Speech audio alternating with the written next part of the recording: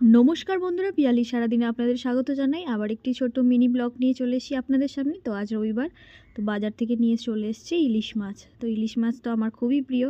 আপনাদের কার কার প্রিয় আমাকে একটু কমেন্ট করে জানাবেন। সত্যি কথা বলতে ইলিশ মাছ খেতে আমি ভীষণ ভালোবাসি। ছোটোবেলায় তো কোনো মাছই খেতাম না, শুধুমাত্র ইলিশ মাছ ছাড়া।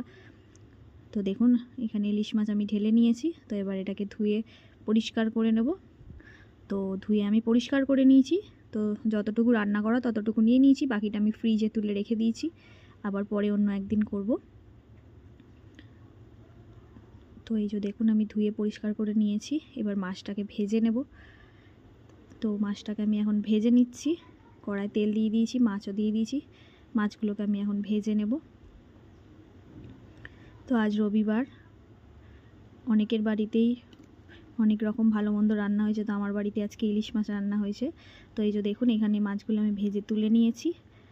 মাছগুলো কড়া করে ভেজে নিয়েছি। সত্যি কথা বলতে আমার বাড়ির লোক একটু কড়া মাছ ভাজাই খেতে ভালোবাসে, কিন্তু আমার অতটা ভালো লাগে না। তারপরে দেখুন, আমি কড়ার মধ্যে দিয়ে দিয়েছি আলু আর বেগুন। তো মাছটা আমি আলু বেগুন দিয়েই ঝোল করব, যেহেতু একটু গরম গরম রয়েছে ওয়েদারটা, ওর জন্য আর সর্ষে দিয়ে করলাম না, আলু বেগুন দিয়ে ঝোলটা করে নিলাম। আর আলু বেগুন দিয়ে ঝোল খেতে আমার একটু বেশি ভালো লাগে ইলিশ মাছের। যে দেখুন, আমি আলু বেগুনটা ভেজে নিচ্ছি। তারপরে জিরে বাটা, কাঁচা লঙ্কা আর হলুদ নুন দিয়ে দিলাম কড়ায়। দিয়ে এবার পুরো সবজিটাকে আমি কষিয়ে নেব। তো যে দেখুন, আমি কষিয়ে নিচ্ছি সবজিটা। শরীরটা আমার কালকে থেকে খুবই খারাপ, কালকে কোনো ভিডিও দিতে পারিনি। প্রচণ্ড সর্দি করেছে, গলা ব্যথা, ভালো লাগছে না। এই যে দেখুন, আমি সবজিটা কষিয়ে নিচ্ছি। আর বাইরেটা এত সুন্দর ওয়েদার, মেঘ করেছে, বৃষ্টি হচ্ছে। এই যে দেখুন কি সুন্দর মেঘ করেছে, হালকা হালকা বৃষ্টি হচ্ছে, বেশ ভালোই লাগছে। অতিরিক্ত গরম পড়েছে, বৃষ্টিটা হওয়া খুবই দরকার। তো এই যে দেখুন, মেঘ করেছে, হালকা হালকা বৃষ্টি হচ্ছে, বেশ ভালোই লাগে এরকম ওয়েদার হলে। তারপরে আমি কড়াই সবজিটা কষানো হয়ে গেছে, তারপর ঝোল দিয়ে মাছ দিয়ে দিয়েছি।